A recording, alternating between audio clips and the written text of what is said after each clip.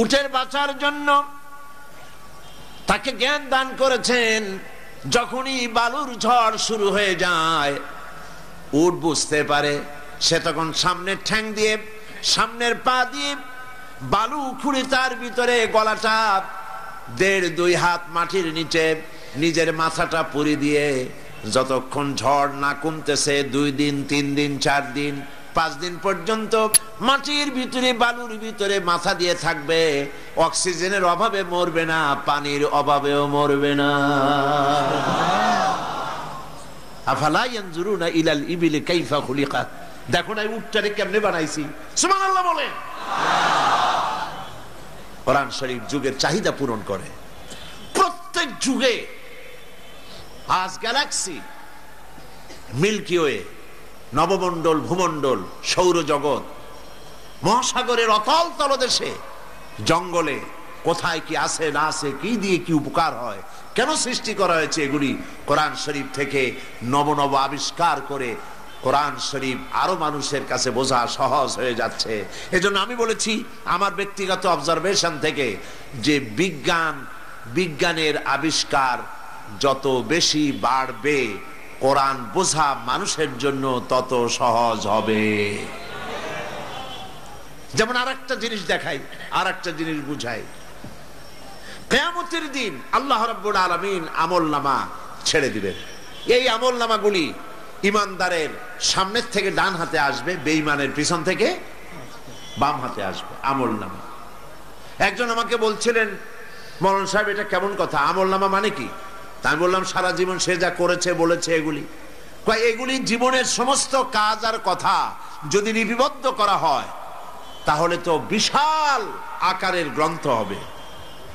দুনিয়া একটা মানুষের জীবনী লেখে, খালি জন্মগ্রহণ করছে, লেখাপড়া করছে, রাজনীতি করছে, তারপরে জেলে গেছে, মার খাইছে, পুলিশের পিটান খাইছে, এরপরে আবার ক্ষমতায় গেছে, আবার রাস্তায় নামছে, আবার পিটান খাইছে, আবার মরে গেছে।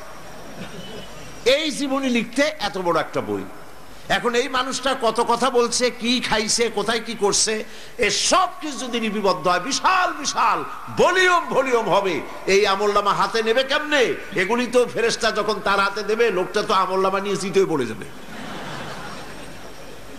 বললাম এই জিনিসটা আপনার জন্য বোঝা কঠিন, কিন্তু বিজ্ঞান জিনিসটা বোঝা সহজ করে দিয়েছে। আল্লাহর এই কথাগুলি বোঝা সহজ করে দিয়েছে। কিরকম? বললাম যান ব্যাংকে যান, ব্যাংকে দেখবেন লক্ষ লক্ষ কোটি কোটি মানুষের হাজার হাজার বিলিয়ন বিলিয়ন টাকা, ডলার, ইয়েনের ব্যাংকে অ্যাকাউন্ট আছে, লেনদেন আছে, ট্রানজাকশন আছে। আগে তো কম্পিউটার আবিষ্কার হওয়ার আগে এগুলি সব লেজার বুকে লেখা থাকতো, বিশাল বিশাল বই, গরুর গাড়ি দিয়ে টানা লাগবে, এত বড় বড় বই। এবং আপনি যদি বলেন যে আমার ব্যালেন্স কত, তা বলতে ম্যানেজার সাহেবের ঘাম ছুটে যেত। কিন্তু এখন কি সব লাগে? লাগে না। আপনি শুধু যাই বলবেন ইসলামী ব্যাংকের ম্যানেজার সাহেবকে যে আমার অ্যাকাউন্ট নাম্বার এত, আমার নাম এই, মেহেরবানি করে বলুন ব্যালেন্স কত। ওনার রুমেই কম্পিউটার আছে, বাটন টিপবেন, সঙ্গে সঙ্গে আপনার কত টাকা জমা দিয়েছিলেন, কবে দিয়েছিলেন, ব্যালেন্স কত, ক্রেডিট কত, ডেবিট কত, ট্রানজাকশন কবে কি করছেন না করছেন, 14 গোষ্ঠী সব প্রিন্ট আউট হয়ে বেরিয়ে আসবে। ঠিক কিনা? এই হিসাব শুধু আপনার একার না, লক্ষ লক্ষ কোটি কোটি মানুষের সারা পৃথিবীর হিসাব। কম্পিউটারের ভিতরে মাইক্রোচিপস নামক ছোট্ট এতটুকু একটু যন্ত্র আছে যা 3 আঙ্গুল দিয়ে ধরা যায়। এত ছোট্ট মাইক্রোচিপসের ভেতরে যদি কোটি কোটি মানুষের সহস্র সহস্র কোটি টাকার হিসাব যদি রাখা যায়, তাহলে একটা মানুষের জীবনে যা করছে আর যা বলছে আল্লাহ ছোট্ট আমলনামা করে হাতের মুঠায় ধরিয়ে দিতে পারবেন না। বিজ্ঞানের আবিষ্কার যত বাড়বে, কোরআন বোঝা মানুষের কাছে তত সহজ হয়ে যাবে। সুবহানাল্লাহ, সুবহানাল্লাহ।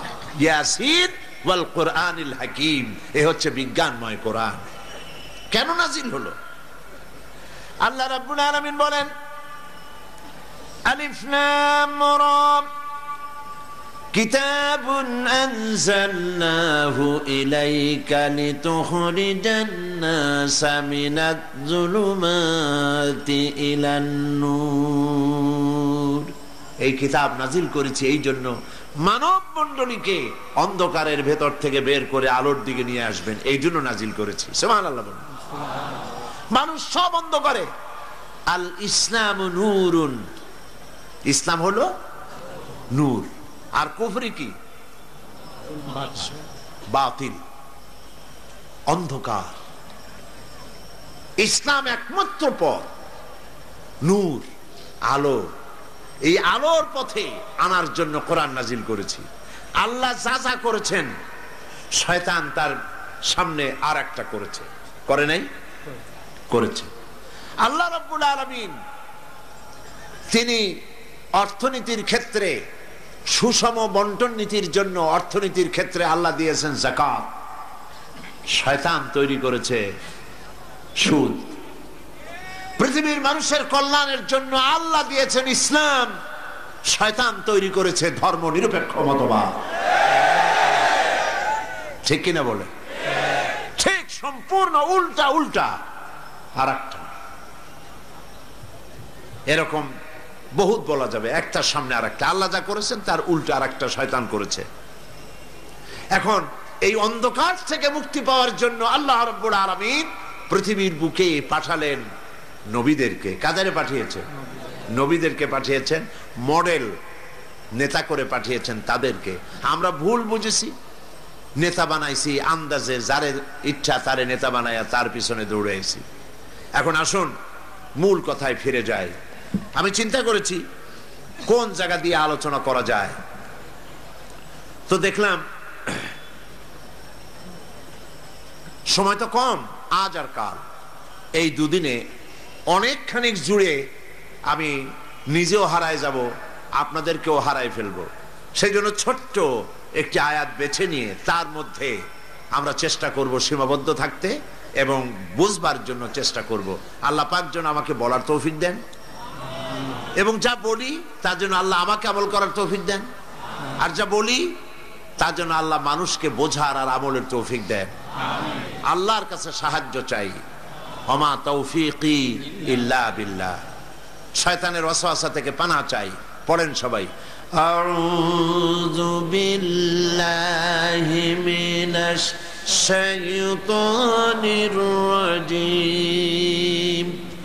বিসমিল্লাহির রাহমানির রহিম। বিতাড়িত মরদুদ শয়তানের ওয়াসওয়াসা থেকে পানাহ চাই। পরম করুণাময় আল্লাহ রাব্বুল ইজ্জতুল জালাল, তার নামে শুরু করছি।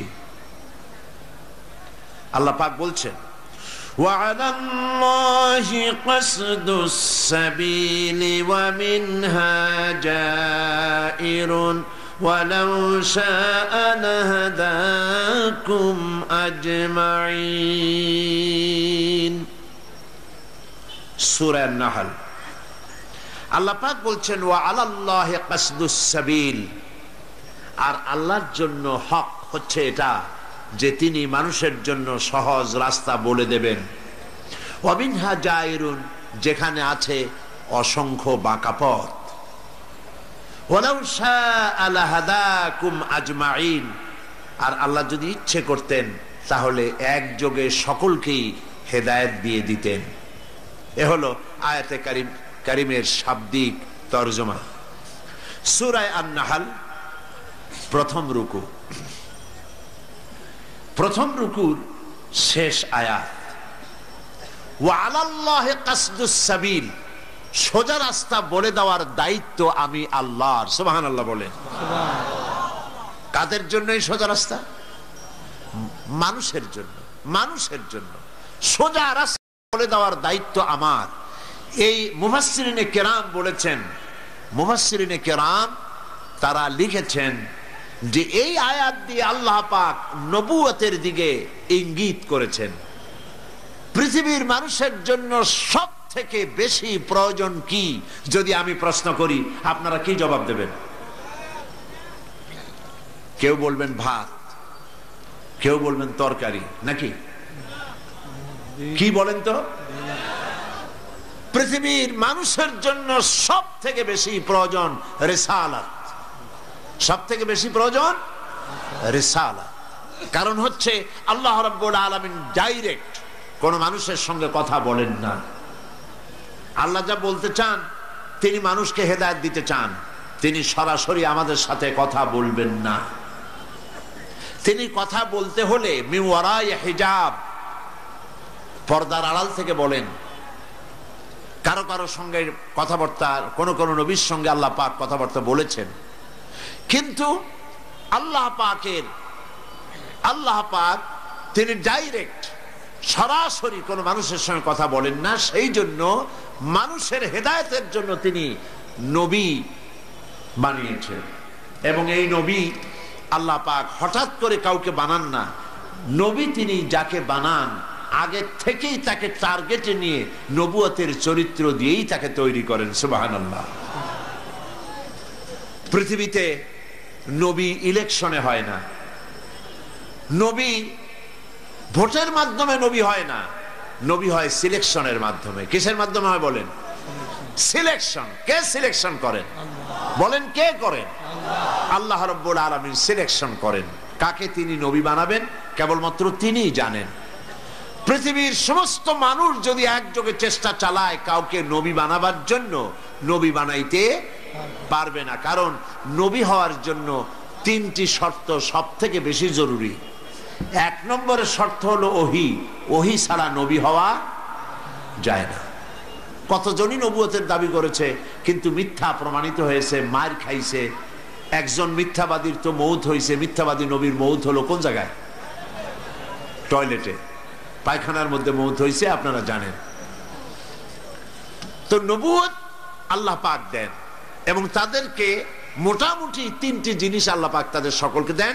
একটা হলো ওহী, আর একটা হলো মুজিজা, আর একটা হলো উন্নত মানের চরিত্র। এই তিনটি জিনিস মোটামুটি সকল নবীদেরকে দেওয়া হয়। ওহী ছাড়া নবী হওয়া যায় না। পৃথিবীর সমস্ত মানুষ যদি চেষ্টা করে আল্লাহর কাছ থেকে ওহী নামাবার জন্য, যদি দোয়া করে, ধর্মঘট করে, হরতাল করে, ওহী আসবে? জিবরাইল আসবে? আসবে না। তো একটা হলো ওহী।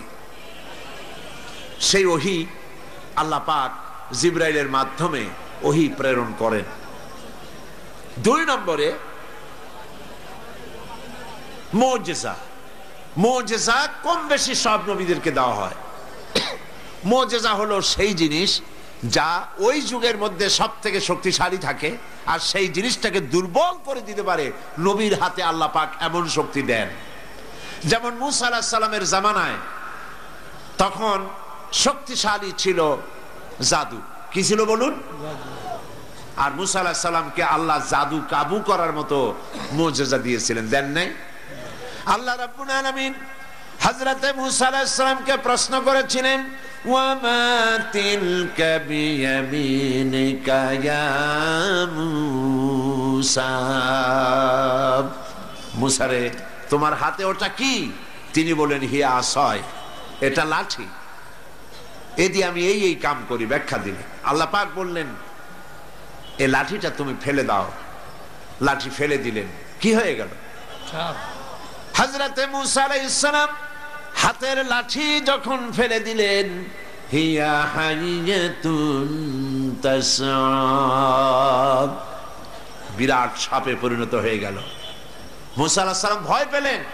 আল্লাহ পাক বললেন, খুযহা ওয়ালা তাখাফ, ভয় পেও না, ধরো। তিনি ধরলেন। কি হয়ে গেল? আবার লাঠি হয়ে গেল। এখন এটা যে মুজিজা, সেটা জাদুকরেরা বুঝেছিল। জাদুকরেরা বোঝে নাই? বলেন বোঝে নাই? কোরআন শরীফ পড়েন, তাহলে জবাব দিতে আপনাদের জন্য সুবিধা হবে।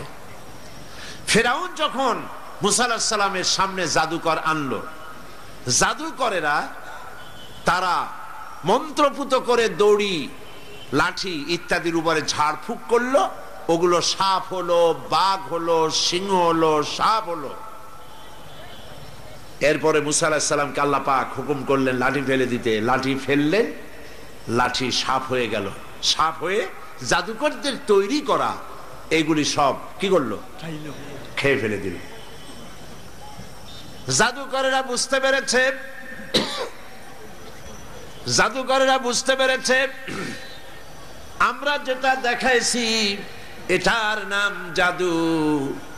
মুসা আলাইহিস সালাম যেটা দেখাইছেন এটার নাম জাদু না, কারণ মুসা আলাইহিস সালাম যেটা দেখালেন ওটাই তো জাদু খেয়ে ফেলে দিয়েছে, কাজে এটা জাদু না বরং জাদুর দাদা।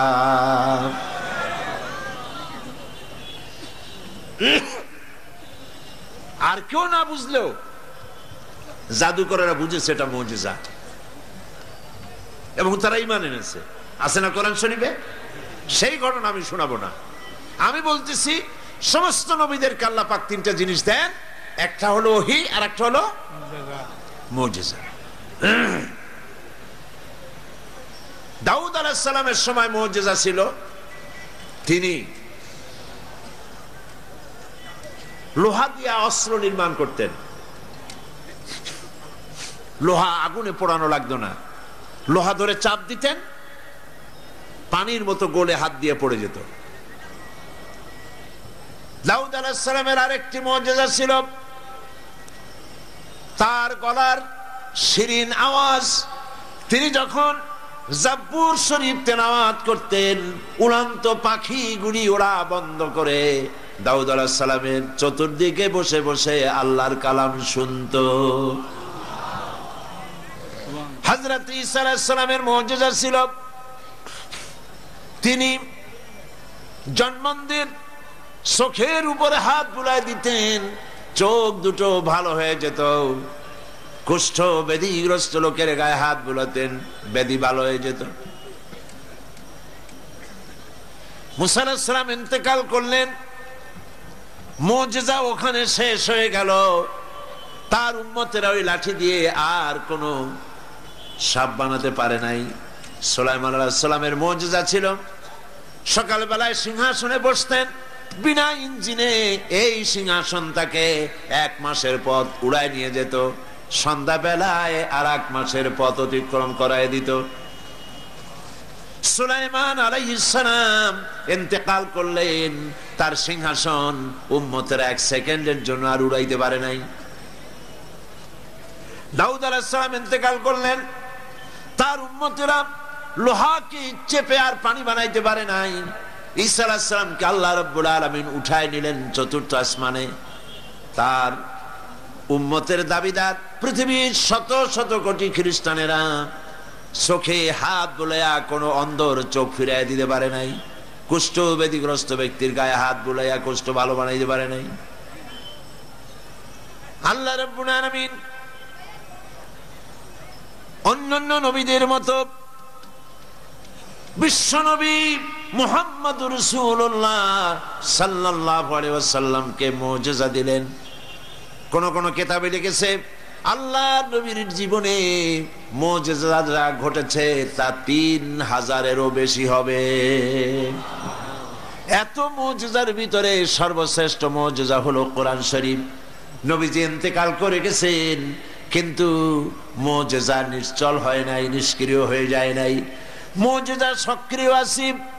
অন্যান্য নবীর উম্মতেরা, নবীরা ইন্তেকাল করেছেন, মুজিজার কার্যকারিতা বন্ধ হয়ে গেছে, কিন্তু আল্লাহর নবী মুহাম্মদ রাসূলুল্লাহ সাল্লাল্লাহু আলাইহি ওয়াসাল্লাম ইন্তেকাল করেছেন, তার জীবনের শ্রেষ্ঠ মুজিজা কোরআন শরীফ কিয়ামত পর্যন্ত উম্মতেরা ব্যবহার করতে পারবে। শুধু কোরআন শরীফ শোনে, তাফসীর শোনে, নিজের মা বাপের ধর্ম পরিত্যাগ করে ঘোষণা করে লা ইলাহা ইল্লাল্লাহু মুহাম্মাদুর রাসূলুল্লাহ, সুবহানাল্লাহ। শুধু কোরআন শুনছে আর মুসলমান হচ্ছে। এবারেও চট্টগ্রাম তাফসীর মাহফিল গত শুক্রবারে শেষ হলো। 5 দিনে 30 জন হিন্দু বৌদ্ধ মুসলমান হয়েছে বছর। আলহামদুলিল্লাহ বলে। এটা হচ্ছে কোরআন শরীফ, আল্লাহ নবীর জীবন্ত মুজিজা। দুনিয়ায় আল্লাহ পাক নবীদের পাঠিয়েছেন, এক এক নবীকে এক এক ধরনের মর্যাদা দিয়েছেন, সম্মান দিয়েছেন, এক এক ধরনের সম্মান। কারো উপরে কাউকে আল্লাহ পাক বিশেষ বিশেষ সম্মান দান করেছেন। মুসা আলাইহিস সালামের সঙ্গে আল্লাহ রাব্বুল আলামিন কথা বলে তাকে সম্মানিত করেছেন। আইয়ুব আলাইহিস সালামকে ধৈর্য দিয়ে সম্মান দান করেছেন। ইব্রাহিম আলাইহিস সালামকে আগুনের পরীক্ষা দিয়ে পাশ করে আল্লাহ পাক সম্মান দিলেন। এক একজনকে এক এক রকম সম্মান দান করেছেন। আপনার আমার নবী জনাবে মুহাম্মদ রাসূলুল্লাহ সাল্লাল্লাহু আলাইহি সাল্লামকে আল্লাহ পাক বিশ্ব নবী বানায়া সম্মানিত করেছেন। নবীজি বলেন, আল্লাহ পাক বলেন, নবী বলেন, কুল ইয়া আইয়ুহান নাসু ইন্নী রাসূলুল্লাহি ইলাইকুম জামিআ। হে নবী আপনি বলুন, হে বিশ্বের মানব মণ্ডলী, আল্লাহ পাক আমাকে তোমাদের সকলের জন্য নবী করে পাঠিয়েছেন। সুবহানাল্লাহ। সমস্ত নবীদেরকে ওহী দিয়েছেন আল্লাহ পাক, সে ওহী আনার জন্য যেতে বলা হয়েছে। ঈসা আলাইহিস সালামকে বলা হয়েছে অমুক জায়গায় যাও ওহী আনার জন্য। মুসা আলাইহিস সালামকে বলা হয়েছে ওহী আনার জন্য অমুক জায়গায় যাও। এক এক জায়গায় যাও, ওহী আনো গিয়া। ওহী তোমার কাছে আসবে না, তুমি যাও ওহী আনার জন্য। এখানে ব্যতিক্রম বিশ্বনবী মুহাম্মদ রাসূলুল্লাহ সাল্লাল্লাহু আলাইহি ওয়াসাল্লাম যেখানে আল্লাহর ওহী সেইখানে। নবীজি নামাজের মধ্যে আছেন, ওহীর প্রয়োজন হয়েছে, নামাজের ভিতরে ওহী নাজিল হয়ে গেছে।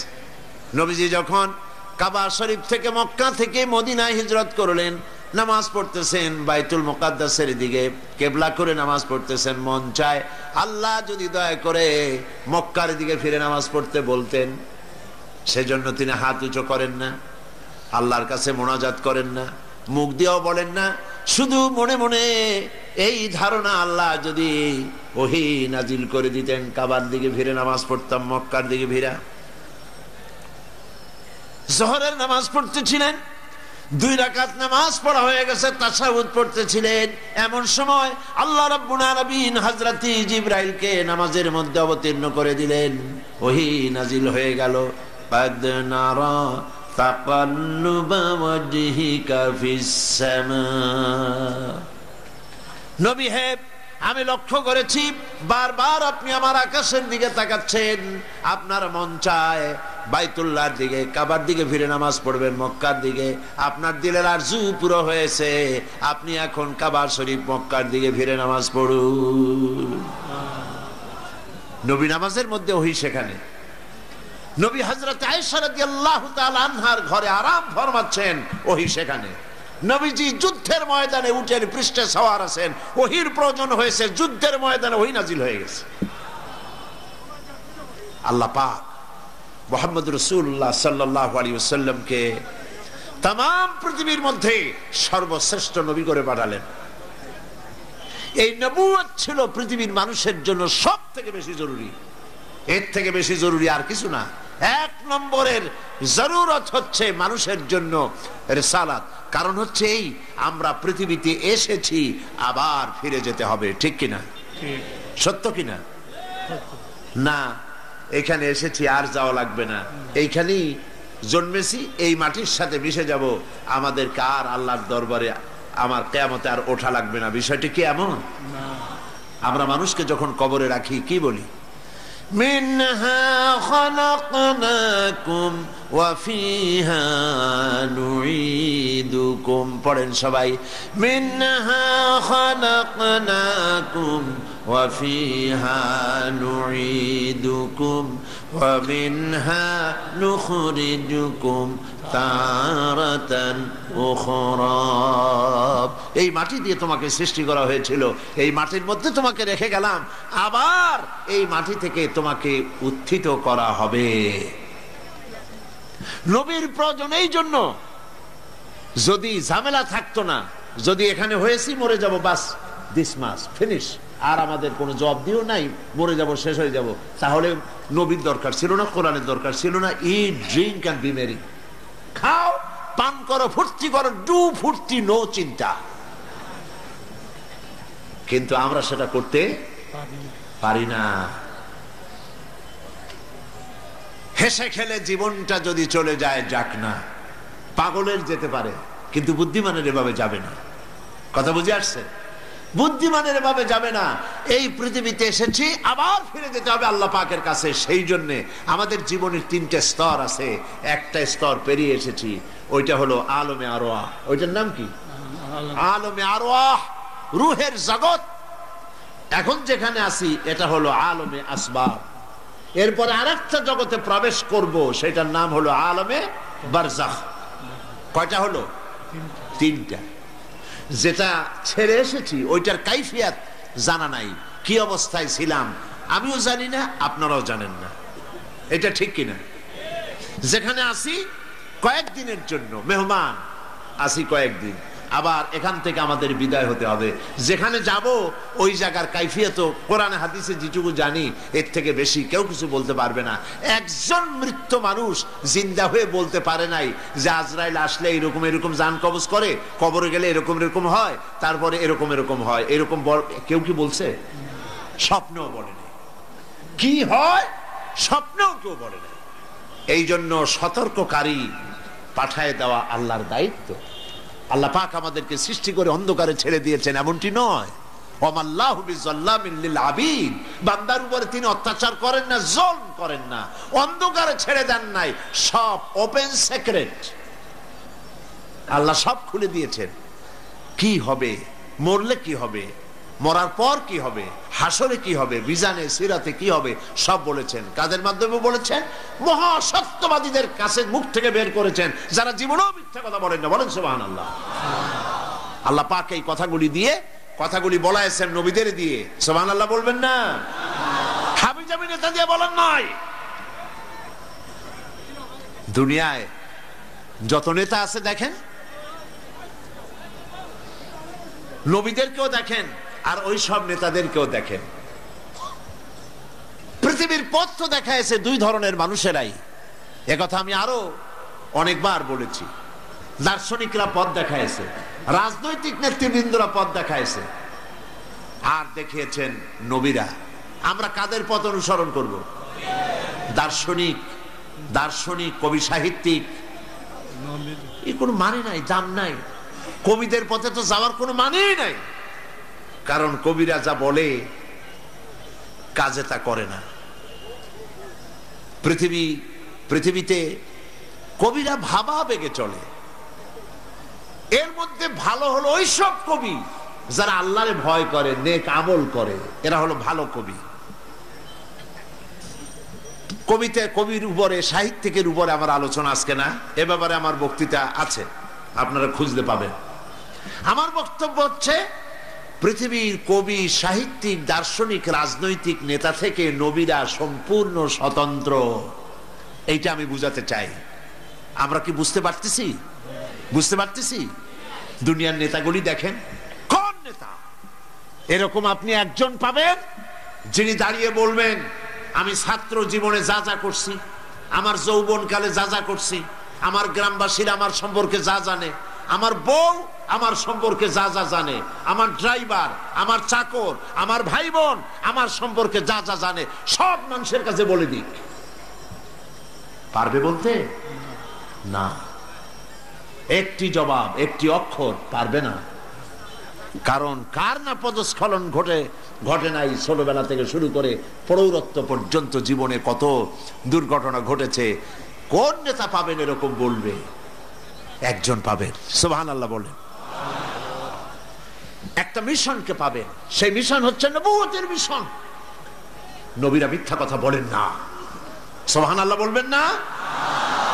নবীরা মিথ্যা বলেন না, নবীরা মাসুম, নবীরা বেগুনাহ, কোনো গুনাহ করেন না। মুহাম্মদুর রাসূলুল্লাহ সাল্লাল্লাহু আলাইহি ওয়াসাল্লাম কেমন নেতা দেখেন। যার কথা শুনবেন তার সম্পর্কে তো আগে একটা ধারণা হইতে হবে। নবীর কথা মতো চলবো, রাজনৈতিক নেতাদের কথা মতো চলবো না, দার্শনিক রাজনৈতিক নেতা এদের কথা মতো চলবো না, নবীদের কথা মতোই চলবো। কারণ কি? কারণ প্রত্যেক ব্যক্তির, সাধারণ মানুষের পদস্খলন ঘটেই, ভুল হয়, নবীদের ভুল হয় না। কারণ আল্লাহ নিজে তাদেরকে কন্ট্রোল করেন। কথা কি বুঝে আসে? এবার লক্ষ্য করুন, আল্লাহর নবী মুহাম্মদ রাসূলুল্লাহ সাল্লাল্লাহু আলাইহি ওয়াসাল্লাম তিনি বলেছেন, ও আমার স্ত্রীরা, ও আমার সাহাবীরা, দিনের আলোতে এবং রাতের আধারে আমার ভিতরে আমার যে সব আচরণ, আমার চালচলন, আমার আচরণ, আমার কথাবার্তা, আমার মুআমালাত, আমার মুআশারাত, যা কিছু দেখতে পাও সবগুলি খুলে খুলে মানুষের সামনে বলে দাও। সব বলো, কোনো কথা বাদ রেখো না। কারণ মুহাম্মদ সাল্লাল্লাহু আলাইহি সাল্লামকে আল্লাহ পাক বানিয়েছেন মডেল, তিনি হলেন আদর্শ, গোটা বিশ্ববাসীর জন্য তিনি আদর্শ। কোরআনে কারিমে রব্বুল আলামিন বলেছেন, লাকাদ কানা লাকুম ফি রাসূলিল্লাহি উসওয়াতুন হাসানা, তোমাদের জন্য মহত্তম গ্রহণযোগ্য আদর্শ হতেছেন তোমাদের রাসূল মুহাম্মদ সাল্লাল্লাহু আলাইহি সাল্লামের ভেতরেই তোমাদের আদর্শ আমি রেখে দিয়েছি। দুনিয়ায় নবী করিম সাল্লাল্লাহু আলাইহি সাল্লামের চরিত্রের, তার ক্যারেক্টারের, তার আখলাকের সার্টিফিকেট আল্লাহ পাক নিজেই দিয়ে দিচ্ছেন। সুবহানাল্লাহ বলেন। আল্লাহ পাক কোরআনে কারীমের মধ্যে বলেছেন, ওয়া ইন্নাকা লাআলা খুলুকিন আযীম, নবী হে আপনি হচ্ছেন মহৎ চরিত্রের উপরে প্রতিষ্ঠিত, মহান চরিত্র আপনার। সুবহানাল্লাহ বলবেন না? নবী করিম সাল্লাল্লাহু আলাইহি ওয়াসাল্লাম শ্রেষ্ঠ চরিত্রের অধিকারী, তার চাইতে শ্রেষ্ঠ চরিত্রবান আকাশে, নিচে, জমিনের উপরে আল্লাহ পাক আর বানাননি। সেই জন্য নবীদের কথা অনুযায়ী চলতে হবে। আল্লাহ পাক তাই বলছেন, ওয়া আলাল্লাহি কাসদুস সাবিল, সোজা রাস্তা বলে দেওয়ার দায়িত্ব আমার। ওয়া মিনহা জাইর, যেখানে আছে বাঁকা পথ, এই পৃথিবীতে বাঁকা পথ আছে বলেই তো সোজা পথের কথা আল্লাহ পাক বলছেন, ঠিক কিনা কোন? সত্য কিনা? এই বাঁকা পথগুলি কারা তৈরি করেছে? মানুষ তৈরি করেছে, শয়তান তৈরি করেছে, শয়তানের পথ অনুসরণ করেছে মানুষ। এই জন্য আল্লাহ পাক বলছেন, নবী, আমি নবী পাঠাবো পৃথিবীতে, সেই নবীদের পথ অনুসরণ করে তোমাদেরকে জীবন পরিচালনা করতে হবে। নবী করিম সাল্লাল্লাহু আলাইহি ওয়াসাল্লাম পৃথিবীর মানুষগুলিকে আল্লাহর কাছ থেকে এসেছে, আবার আল্লাহর কাছে ফিরে যেতে হবে, সেই জন্য তাদেরকে তাওহীদ বুঝাইছেন। বলেছেন, লা ইলাহা ইল্লাল্লাহু মুহাম্মাদুর রাসূলুল্লাহ। জোরে সরে পড়েন, লা ইলাহা লা ইলাহা ইল্লাল্লাহ, লা ইলাহা।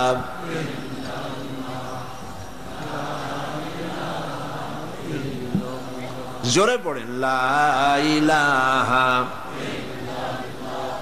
কোন ইলাহ নাই, আইনদাতা নাই, বিধানদাতা নাই, এক আল্লাহর আনুগত্য করো, দাসত্ব করো আল্লাহ পাকে, গোলামি করো আল্লাহ রাব্বুল আলামিনের।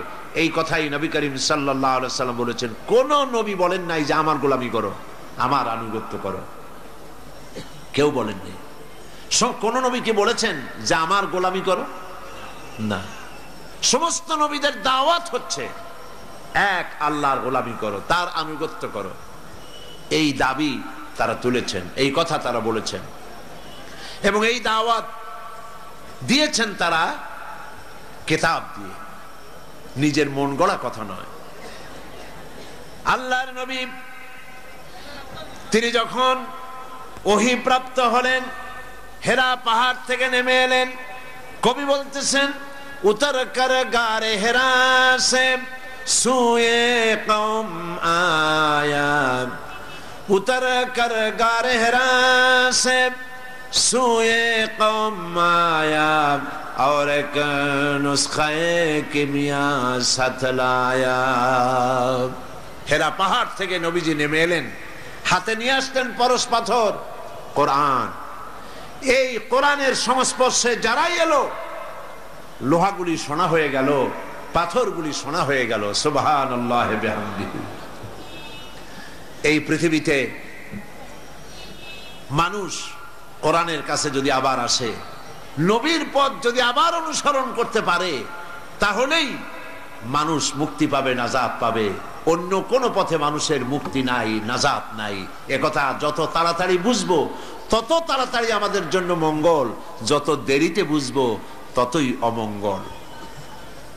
মানুষের তৈরি করা মতবাদগুলি ছেড়ে দিতে হবে। মানুষের তৈরি করা মতবাদের অনুসরণ করা যাবে না। অনুসরণ করতে হবে যিনি সৃষ্টি করেছেন তার কথাকেই। তার কথা মানলেই শান্তি, তার কথা না মানলেই অশান্তি। কোরআনে কারিমে এই কথাটি আল্লাহ রাব্বুল আলামিন অন্যত্র বলেছেন, আফাগায়রা দীনিল্লাহি ইয়াবগুন ওয়া লাহু আসলামা মান ফিস সামাওয়াতি ওয়াল আরদি তাওআন ওয়া কারহা। তোমরা কি আল্লাহর দেওয়া জীবন ব্যবস্থা ছেড়ে দিয়ে অন্যের তৈরি করা কোন পথ অনুসরণ করতে চাও? যদি তা করো, তোমরা লক্ষ্য করে দেখো ওয়ালাহু আসলামা মান ফিস সামাওয়াতি ওয়াল আরদ। আল্লাহ পাক বলছেন, তাকাও, লক্ষ্য করো, দেখো আকাশে যা আছে, জমিনে যা আছে, সবাই আনুগত্যের মস্তক আমার সামনে অবনত করে দিয়েছে। সুবহানাল্লাহ।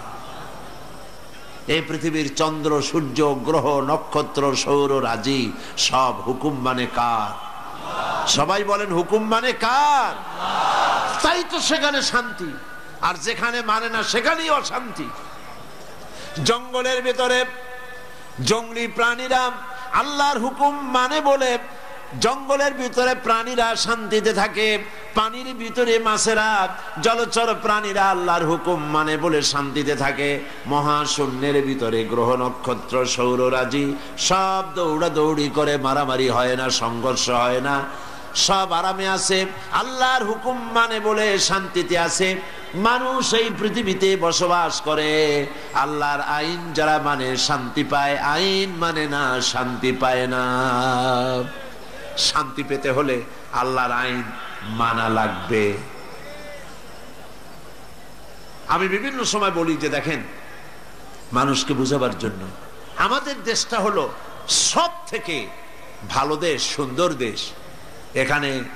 এখানে খাবার পাওয়া যায়, এখানে মাছ আছে, গোশ আছে, পানি আছে, গাছ আছে, সব আছে, কোনো জিনিসের অভাব নাই আমাদের দেশে, ঠিক কিনা? সব পাওয়া যায় এখানে। কিন্তু আমরা না খাইয়া মরি। আর যাদের দেশে কিছু নাই, খালি পাহাড়, মরুভূমি, তাদের খাবারের অভাব নাই, তারা খায়, তাদের স্বাস্থ্য ভালো থাকে। আর আমাদের দেশের মানুষ আস্তে আস্তে না খাইয়া বহু লোক মারা যায়। কারণটা হলো আল্লাহর আইন মানার মধ্যে। কোরআনে কারিমে আল্লাহ রাব্বুল আলামিন বলেছেন, ওয়ালাউ আন্না আহলাল কুরা আমানু ওয়াত্তাকাউ লাফাতাহনা আলাইহিম বারাকাতিম মিনাস সামাই ওয়াল আরদ। জনপদের লোকেরা যদি দুইটা কাজ করে, আমার উপরে যদি ঈমান আনে আর আমাকে যদি ভয় করার নীতি অবলম্বন করে যদি চলে, তাহলে সেই দেশের মানুষের জন্য আকাশ আর জমিনের সব বরকতের দরজা আমি আল্লাহ খুলে দেব। এটা আল্লাহ পাকের ওয়াদা, আকাশ এবং জমিনের বরকতের দরজা খুলে দেব। আল্লাহ চান না তার বান্দারা জাহান্নামে যাক, আল্লাহ চান বান্দারা জান্নাতে আসুক। সেই জন্য নবী পাঠাইছেন, আর নবীরা সেই পথ দেখাইছেন। আমরা মনে করি নবীর পথ বলতেই মনে করি নবীর পথ দাড়ি, টুপি, জামা, খেলাল করা, মিষ্টি খাওয়া, কদু খাওয়া, সুরমা লাগানো, আতর লাগানো। এর থেকে নবীর আর কোনো কাজ ছিল বলে আমরা জানি না, ঠিক কিনা বলে? ঠিক এই খালি আল্লাহ পাক যদি নবী এই জন্যই পাঠান যে কেমনে টুপি দেবে মাথায়, দাড়ি রাখবে, লম্বা জামা গায়ে দেবে, মেসওয়াক করবে, এইগুলো শিখাবার জন্য নবী পাঠাবার দরকার আছে না কিছু? আর যদি এই কারণে নবী পাঠায়ও থাকেন, তাহলে এই সব কথা বলে মার খাবে, এটা কি কোনো প্রশ্ন ওঠে? মার খাবে কেন? বলেন, নবীরা মার খান নাই? মার খেয়েছেন কিনা? দেশের থেকে তাড়াই দিছে কিনা? মেরেছে, গালি দিয়েছে, দেশ থেকে নির্বাসিত করেছে। কেন? কারণ একটি মাত্র কারণ,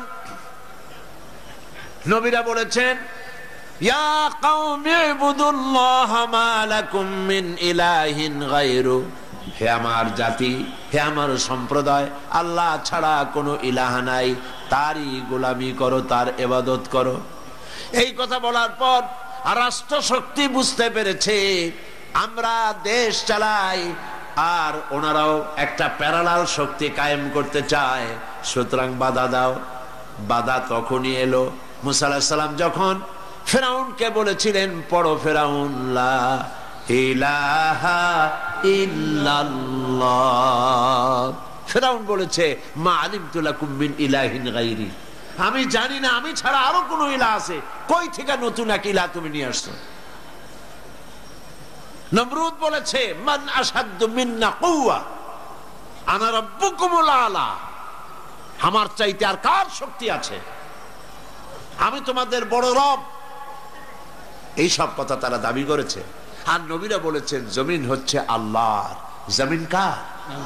সবাই বলেন জমিন কার? আরো জোরে বলেন জমিন কার? মানুষ কার? বাতাস কার? আকাশ কার? আইন চলবে কার? নবীরা এই ঠিক এই কাজটি করার জন্যই এসেছেন। জমিন আল্লাহর, মানুষ আল্লাহর, আইন চলবে আল্লাহর, এই দায়িত্ব পালন করতে নবীরা এসেছেন। আর সেই জন্যই নবীদেরকে বাধা দেওয়া হয়েছে। আর আল্লাহ পাক বলেছেন আমি পথ দেখাবো, তুমি খাবা। পৃথিবীতে খাইয়া পরিয়া যদি আরামে থাকতে চাও, মানুষের ফান্ডামেন্টাল রাইটস পাঁচটা, মৌলিক অধিকার কয়টা? পাঁচটা। খাদ্য, বস্ত্র, শিক্ষা, চিকিৎসা, বাসস্থান। এই পাঁচটি মৌলিক অধিকার। কে দেবে এই অধিকার? কে দেবে অধিকার? যতজনকে দেখলাম ক্ষমতায় যাওয়ার পর নিজেদের অধিকারই আদায় করে, মানুষের অধিকার আদায় করতে এগিয়ে আসে না। যখন ক্ষমতায় থাকে টের পাওয়া যায় না, ক্ষমতায় যাওয়ার পর দেখা যায় কত হাজার হাজার কোটি টাকা নিজেদের জন্য তারা খরচ করেছে। এ কথাগুলি সত্য কিনা বলুন? সেই জন্য আপনি আপনার দেশ পরিচালনা, রাষ্ট্র পরিচালনা করার দায়িত্ব মানুষের তৈরি করা আইনের উপরে ছেড়ে দিতে পারেন না। আইন তৈরি করবেন আল্লাহ, সেই জন্য নবী পাঠাইছেন। নবী আপনার টুপি কেমনে হবে, দাড়ি কেমনে হবে, শুধুমাত্র এগুলির জন্য না। তবে এটাও মনে রাখবেন যে আমি দাড়ি টুপিকে তুচ্ছ করছি তা আপনারা মনে করবেন না। নবী করিম সাল্লাল্লাহু আলাইহি ওয়াসাল্লাম কি না শিখাইছেন। দাড়ি টুপি তো ভালো, টয়লেটে কেমনে যাবেন তাও শিখাইছেন, ঠিক কিনা? নখ কেমনে কাটবেন তাও শিখিয়েছেন। এক কথায় টয়লেটে যাওয়া থেকে শুরু করে, মুরগির ফার্ম থেকে শুরু করে, জাতিসংঘ চালানো পর্যন্ত, পৃথিবী চালানো পর্যন্ত শিখিয়েছেন মুহাম্মদ রাসূলুল্লাহ সাল্লাল্লাহু আলাইহি ওয়াসাল্লাম। সুতরাং শিখতে হবে ওখানে। দুঃখ হলেই যারা ক্ষমতায় আসে তারা এইসব কথা ভুলে যান, ভুলে গিয়ে বাপ দাদা 14 গোষ্ঠীকে প্রতিষ্ঠিত করার জন্য চেষ্টা করেন। ইতিহাস, ভূগোল, বইপত্রের মধ্যে খালি বাজান বাজান সমানে ঢুকাইতে থাকে।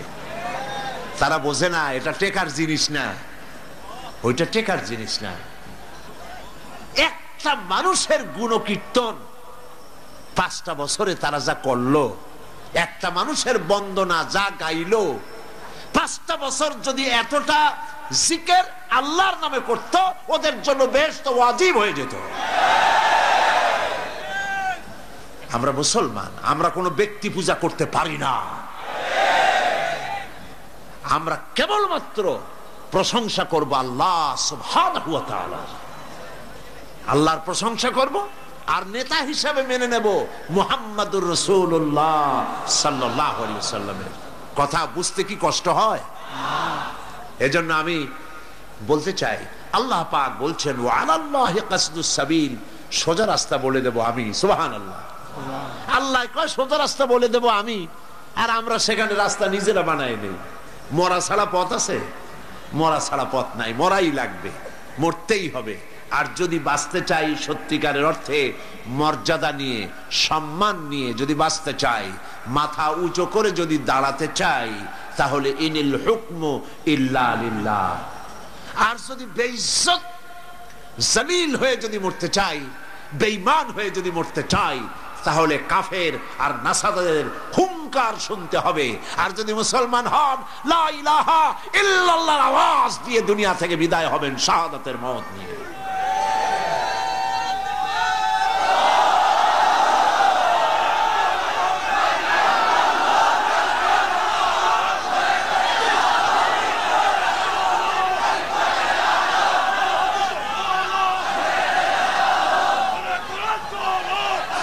আল্লাহ রাব্বুল আলামিনের মানশা মুবারক, আল্লাহ পাকের ইচ্ছা মুবারক হচ্ছে এই, পৃথিবী সৃষ্টি করেছে আমি, সোজা রাস্তা বলে দেব আমি, মানুষের জন্য আমি সোজা রাস্তা বলে দেব। সুবহানাল্লাহ। সূরা ফাতিহার মধ্যে আমরা যেখানে বলেছি ইহদিনাস সিরাতাল মুস্তাকিম, আল্লাহ একটা সোজা রাস্তা আমাদের বলে দাও। আলোচনা শুরুতে বলছিলাম, মনে আছে? আল্লাহ রাব্বুল আলামিন শিখায় দিলেন সোজা রাস্তা চলার জন্য দুনিয়ায়। সোজা রাস্তা মানে কি? সিলেট থেকে মৌলভীবাজার নাকি? সরল পথ, ব্যক্তি, পরিবার, সমাজ, রাষ্ট্র, ইহকাল পরকাল।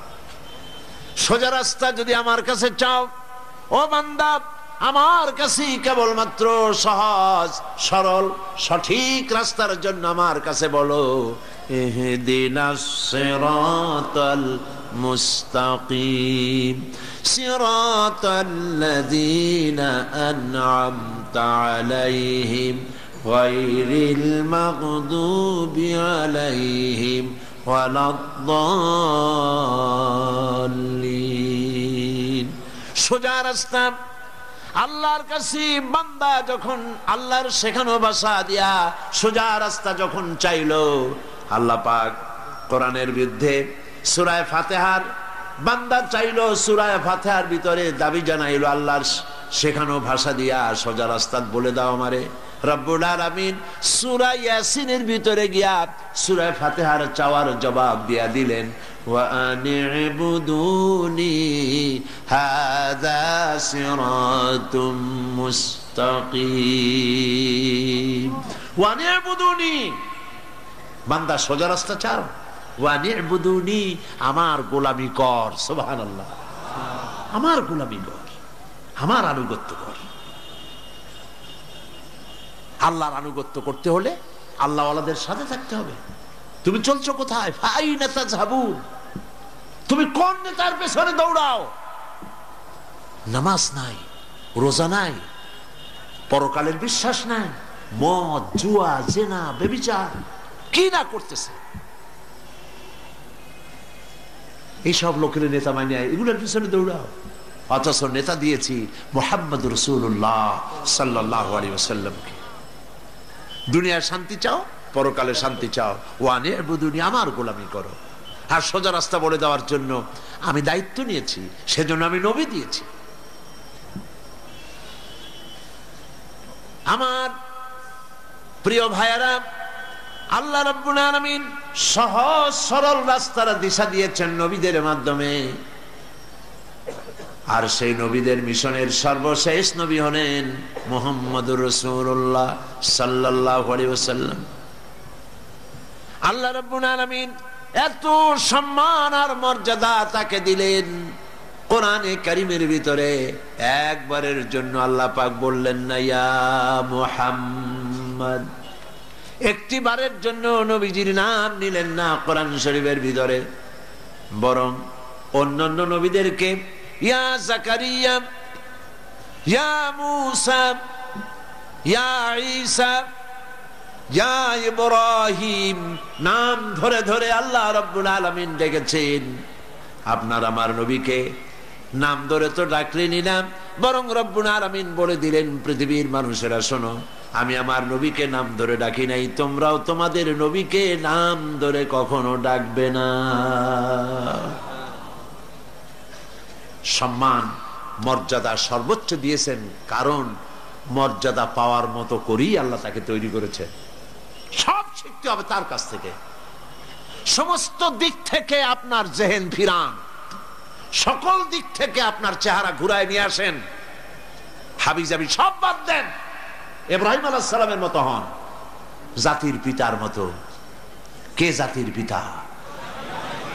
কে জাতির পিতা?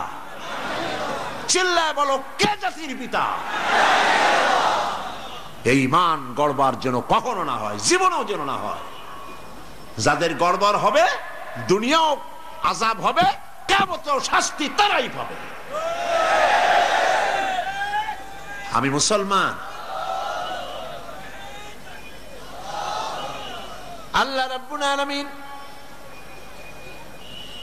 হযরত ইব্রাহিম আলাইহিস সালাম তাকে পৃথিবীর মুসলমানদের জন্য রব্বুল আলামিন তাকে মিল্লাতা আবিকুম বানালেন, তোমাদের জাতির পিতা বললেন, মুসলমানদেরকে বললেন।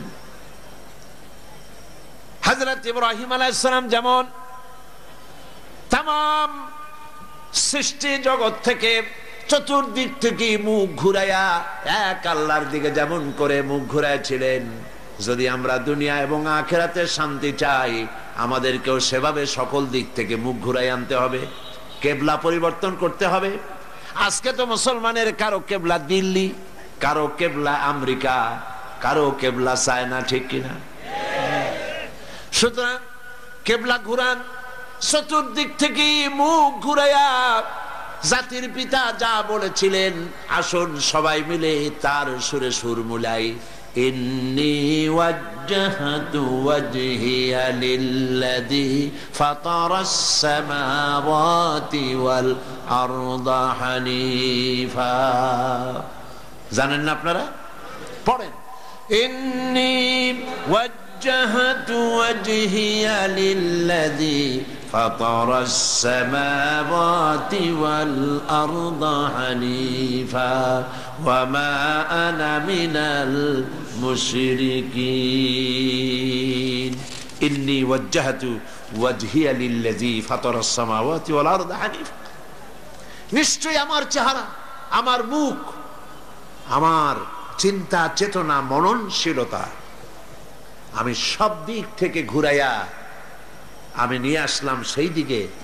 ইন্নী ওয়াজ্জাহতু ওয়াজহিয়া লিল্লাযী ফাতারাস সামাওয়াতি ওয়াল আরদ, যিনি আকাশ সৃষ্টি করেছেন, জমিন সৃষ্টি করেছেন, সেই আল্লাহর দিকে আমি আমার মুখ ঘুরাইয়া দিলাম।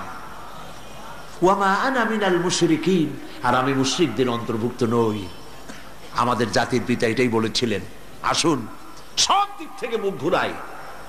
Delhi, America, China, Britain, France, গোটা দুনিয়া আমার মুসলমানের উপরে পায় চুমা খাবে যদি মুসলমান কোরআনের কাছে ফিরতে পারে। কোরআনের কাছে ফিরে আসি। আমরা সুপার পাওয়ার হিসাবে কাউকে মানি না, পৃথিবীতে সুপার পাওয়ার বলে কাউকে মানি না। সুপার পাওয়ারের সুপার পাওয়ার হচ্ছেন আল্লাহ রাব্বুল আলামিন। সুতরাং সমস্ত মুসলমান ঐক্যবদ্ধভাবে কোরআনের কাছে ফিরে আসতে হবে, তাহলেই মুক্তি পাবো। সব কথা তো একদিন বলা যাবে না।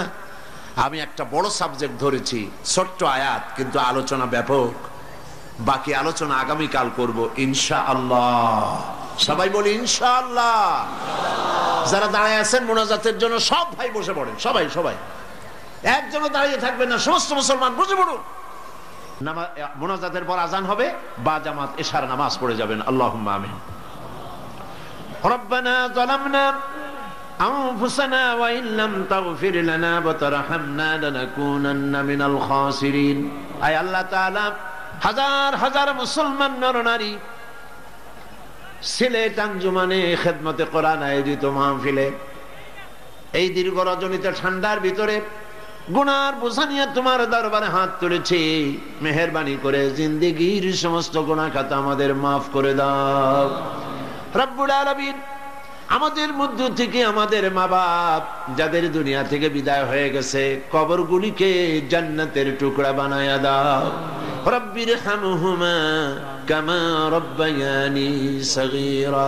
সবাই পড়েন, রব্বির হামহুমা কামা রব্বায়ানি সগীরা। আয় আল্লাহ তাআলা, পৃথিবীতে যত জায়গায় মুসলমানেরা বিপদে আছে, কষ্টে আছে, আল্লাহর সমস্ত বিপদগ্রস্ত মুসলমানদেরকে তুমি সাহায্য করো রব্বুল আলামিন।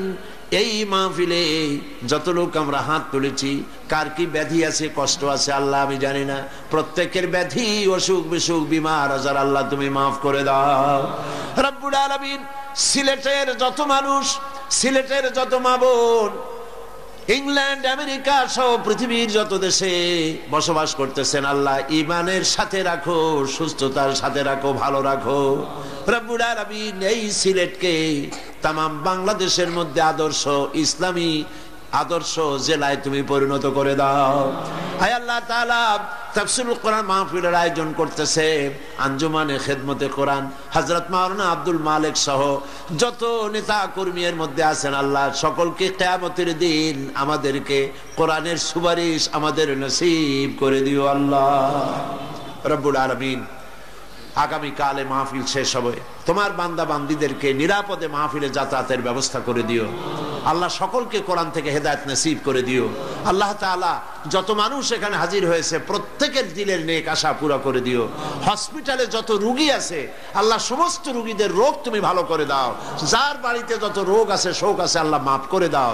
যেসব মা বোনদের সন্তান হয়নি, বিবাহ হয়েছে সন্তান হয় না, আল্লাহ তুমি তাদেরকে সন্তান দান করে দাও আল্লাহ তাআলা। আমাদেরকে তুমি যেসব সন্তান দিয়েছো তাদেরকে দিনদার বানাও, ইমানদার বানাও, নামাজি বানাও, পরেজগার বানাও। রব্বানা تقبل منا إنك أنت السميع العليم وتب علينا إنك أنت التواب الرحيم سبحان ربك رب العزة عما يصفون وسلام على المرسلين والحمد لله رب العالمين واجعل آخر كلامنا عند الموت لا إله إلا الله মুহাম্মাদুর রাসূলুল্লাহ। আসসালামু আলাইকুম ওয়া রাহমাতুল্লাহ।